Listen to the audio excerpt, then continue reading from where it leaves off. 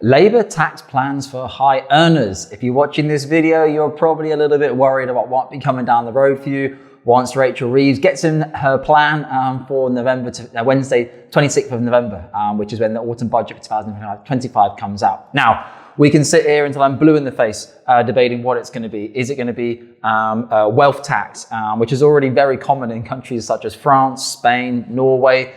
Is she going to make marginal tax rate even worse for the high earners in the country? Is she going to reduce allowances for people? Are they going to add on property taxes? There will be some way that they will try to find to tax high earners. Why? Because you're the easiest people, you have the most amount of money, and you can bear and grim it, all right? Now, what I really want to be more focused on in today's video is you cannot control Rachel Reeves. The only thing you can control is actually if you decide to leave the UK. That's the only way you can control yourself against the tax of the UK. We have many clients in the UK who are actually moving abroad. A lot of our clients are moving to Cyprus. Some of the clients are moving to Dubai, whatever it might be to improve their tax situation. However, that's very easy. It's easier said than done. Many of you have careers in the UK, families in the UK, and you might even like the UK. What you need to do is play smart and work out what can you do, what's inside your control. You can't control Rachel. You can't control Labour. You can't control the Conservatives. Do what you can control. Number one, if you are not maximising your pension allowance contributions each year, then you are an idiot if you are a high earner. Excuse my language. £60,000 per annum you can currently contribute to your workplace scheme or your personal pension contributions over the course of the year. The most tax efficient way is for those contributions to come through your employer. Now, if you're an entrepreneur or you run your own LTD, this is amazing. It's your company. Any profits you make, you'll have to pay corporation tax on. You can pay yourself £60,000 per year into your SIPP with us here at Cameron James. That £60,000 will attract no tax at all.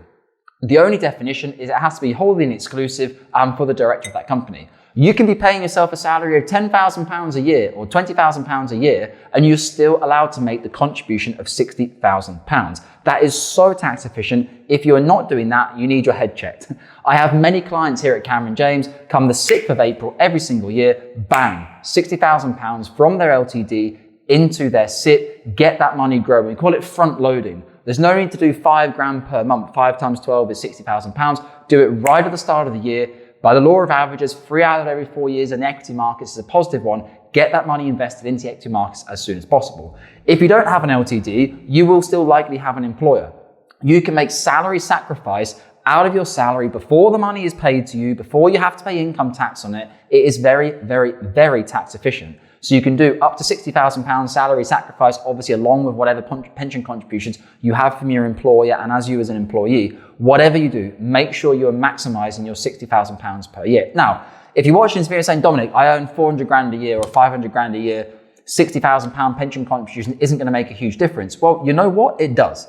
If you do that consistently for 10 years in a row, you got over £500,000, £600,000 plus compounding plus growth. That is already probably enough to take you to the standard lifetime allowance of 1.073 million now. So it is a very, very tax efficient thing to do. Number two, on this same topic is carry forward. If you've never heard of carry forward, you clearly don't have a good financial advisor.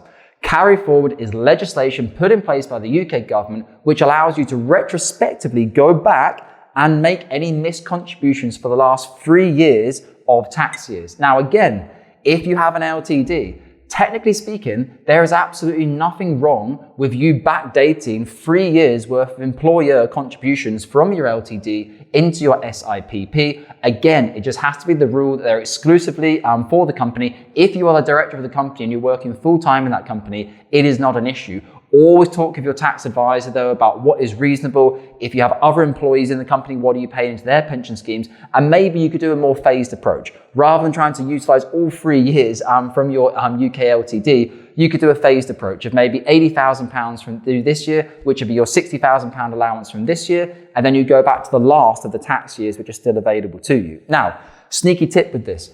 Currently speaking, if you go back 3 years, the annual allowance that you can contribute to a pension was £40,000. If you actually wait until 6th of April 2026, that £40,000 a year will fall off. The next year is higher than £40,000. So you'll actually have a larger 3-year carry forward allowance. But that most important thing, that's getting into the weeds of being very, very tax efficient. The most important thing to do is make sure you're contributing the £60,000 per year to your pension pot and do any carry forward. Always ask your PAYE, your HR, or your tax advisor. We can help you with it here at Cam & James, but we're not qualified tax advisors. We can even obtain the information for you from your pension scheme, but we cannot provide you with tax planning advice. But on something as simple as this, in our eyes, of contributing £60,000 per annum and carry forward allowance, all this information is clearly visible and readable on the UK government website. If you struggle with any information to understand it, always take tax planning advice. So that's pensions, all right? And that is a very strong way for you to getting money into pension pots. Now, what if you have a spouse or a partner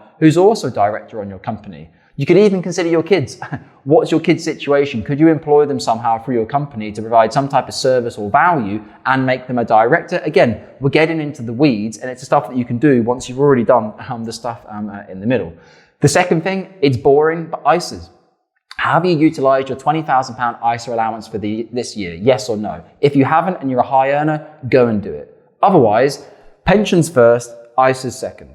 Otherwise, if you don't have the money in ISA, if it's in a GIA, if it's in your bank account, you are going to get taxed on that. If you have considerable savings or a GIA, you're going to go above your saving allowance for the year and you will get taxed on that again by the UK government. Maximise your £20,000 ISA allowance. On top of that, have you maximised your spouse or your partner's £20,000 allowance? Have you maximised your kids or your grandkids' JISA allowances? Now, obviously, JISAs, junior ISAs, slightly different in the way that once they turn 18, that money is physically theirs and they can do what they want with it. Maybe you don't quite feel comfortable enough to do that for them, but maybe you don't have to do the full 9,000, do X amount. Get money into the products and solutions offered by the UK government, which provide good tax relief in terms of capital gain tax, which obviously is ISAs. Now, on top of that, there's a number of extra things you could do, looking at dividends, looking at this, looking at that. But those two things alone, if you don't take anything else away from this, pensions and ISAs, focus on those two things first with a good financial planner and then start worrying about the stuff in the weeds that you could maybe do. The majority of clients we speak with are not consistently maximising their £60,000 allowance per year, and it is an absolute crime.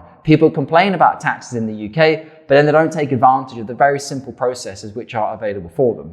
If you want to have a conversation with myself or one of our advisors here at Cam & James to put a strategy and a plan in place for yourself, including full voyant cash flow modelling to see how your £60,000 pension contribution can add up for your retirement, get in touch below.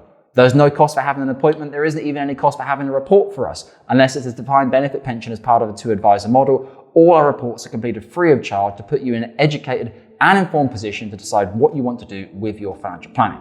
And as always, take care with the UK pension assets.